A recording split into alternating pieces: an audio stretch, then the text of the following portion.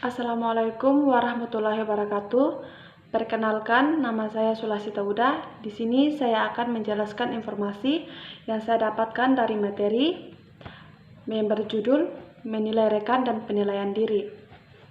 Poin umum, RAS 2001 mencatat bahwa baik dalam penilaian diri dan rekan siswa harus dibuat sadar dan mengajarkan seperangkat kriteria untuk digunakan ketika menilai pekerjaan mereka sendiri dan pekerjaan siswa lain.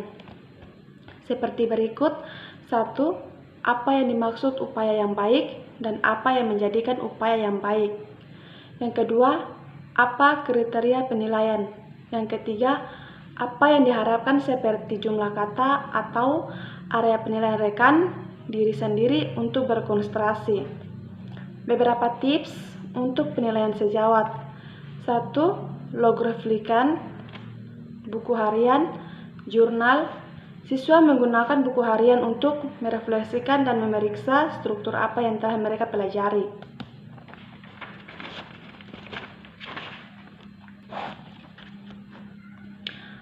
Apa itu peer dan self-assessment, penilaian rekan dan diri sendiri?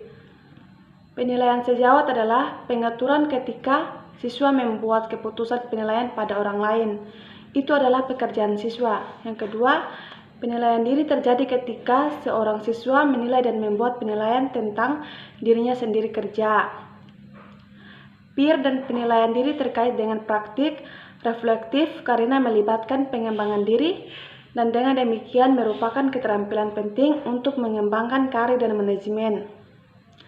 Dan siswa dapat membuat keputusan penilaian rekan dan diri sendiri pada berbagai bentuk. Penilaian termasuk esai, laporan, presentasi, petunjuk, proyek, disertai dengan ujian teman sebaya dan diri sendiri. Dan penilaian itu sangat dapat memainkan peran penting dalam penilaian formatif dan juga dapat digunakan sebagai komponen untuk penilaian sumatif. Membantu memberikan hasil berikut. 1. Keinginan untuk mau belajar, motivasi intrinsik. 2. Kebutuhan untuk belajar, motivasi ekstrinsik. Yang ketiga, belajar sambil melakukan praktik coba-coba. Yang keempat, belajar melalui umpan balik, yaitu pujian kritik membangun. Yang keenam atau kelima, masuk akal atau mencerna apa yang telah dipelajari. Di sini saya akan menjelaskan mengapa peer dan self-assessment sangat penting. Ada beberapa poin kunci tentang penilaian rekan dan diri sendiri. Yaitu 1. Mereka berharga ketika bukti yang akan dinilai secara intrinsik bersifat pribadi.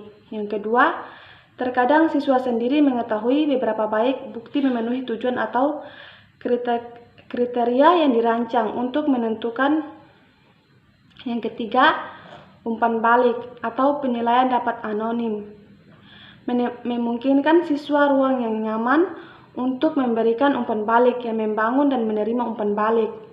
Yang keempat, konsistensi.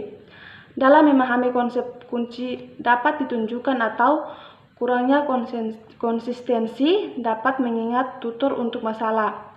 Yang kelima, masing-masing dapat diadopsi untuk memberikan formatif, yaitu penilaian untuk pembelajaran atau sumatif, yaitu penilaian dari pembelajaran.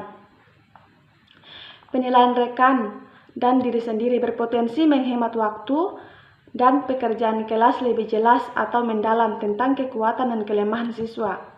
Yang ketujuh, penilaian rekan dan diri sendiri memperdalam persepsi siswa.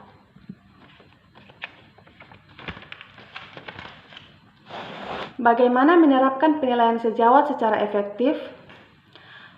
Saat mengembangkan tugas penilaian sejawat, yaitu 1. Menyusun rubrik yang jelas dan akurat untuk menetapkan kriteria dan standar yang tepat untuk bagian penilaian. Yang kedua, libatkan siswa dalam kesempatan praktik atau penilaian formatif. Yang ketiga, di mana penilaian sejawat digunakan untuk memberikan umpan balik atas kontribusi sesama siswa terhadap tim. Mengajar penilaian mandiri. Mengajar penilaian mandiri memiliki poin umum untuk penilaian diri. Yang pertama, menjelaskan aturan dan proses kegiatan. penilaian diri penting untuk membangun realitas harapan. Yang kedua, menyediakan rubrik atau garis besar untuk diikuti siswa agar dapat mendalam memberikan motivasi kepada penilaian diri formatif untuk membantu aktivitas penting untuk membentuk pembelajaran mandiri. Bagaimana menerapkan penilaian diri secara efektif? Ada 4 poin. Yang pertama, memberikan siswa penilaian diri yang menyeluruh dan akurat. Yang kedua, memberikan dan menjelaskan aktivitas penilaian diri yang kritis realistis. Yang ketiga, menghindari keterlibatan guru yang tidak memadai dalam proses penilaian diri. Yang keempat, atau yang terakhir, menghindari penggunaan umpan balik penilaian diri yang tidak memadai untuk mendukung peningkatan siswa secara belajar. Ya, itu saja yang dapat saya jelaskan dari hasil informasi yang saya dapatkan dari materi. Wassalamualaikum warahmatullahi wabarakatuh.